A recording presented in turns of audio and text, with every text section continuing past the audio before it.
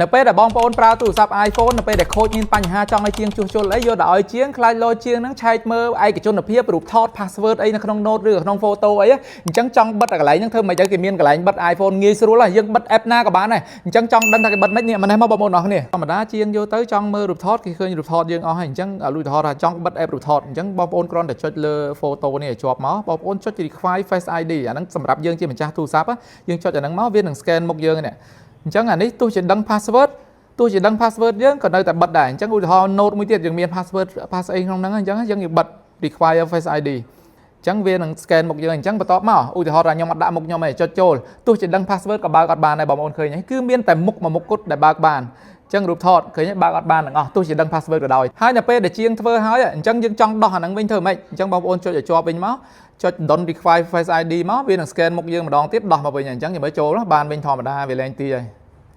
នេះធម្មតាតែប៉ុណ្្នឹងជាការស្រេច